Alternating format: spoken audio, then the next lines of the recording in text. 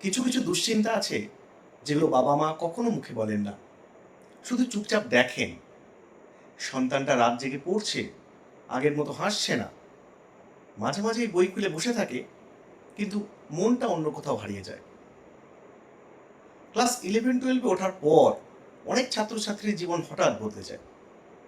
চারপাশ থেকে শুধু সে কয়েকটা শব্দই শুনতে থাকে: নিট, জেই, কম্পিটিশন, র্যাঙ্ক।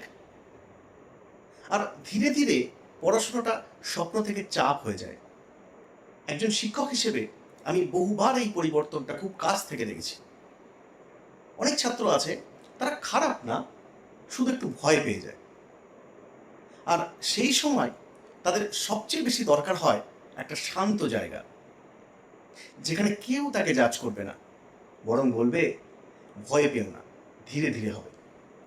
বারাসাতের এসিএস এডুকেশনে আমরা সেই পরিবেশটাই তৈরি করার চেষ্টা করি। এখানে শুধু সিলেবাস শেষ করাই মূল লক্ষ্য না, আমরা চেষ্টা করি একজন স্টুডেন্টের কনফিডেন্স যাতে ভেঙে না যায়। ছোট ব্যাচে পড়ানো, বারবার প্র্যাকটিস, ধৈর্য ধরে ডাউট সলভ করা, আর সবচেয়ে গুরুত্বপূর্ণ, প্রতিটা স্টুডেন্টকে গুরুত্ব দেওয়া। কারণ আমরা জানি একটা সন্তানের স্বপ্নের সাথে তার পরিবারের ভবিষ্যৎ জড়িয়ে থাকে। তাই যদি কখনো মনে হয় আপনার সন্তান একটু সঠিক গাইডেন্স ডিজার্ভ করে, তাহলে একদিন এসে কথা বলতে পারেন। হয়তো সব প্রশ্নের উত্তর আমরা দিতে পারবো না, কিন্তু পাশে থাকার চেষ্টা অবশ্যই করব। নমস্কার।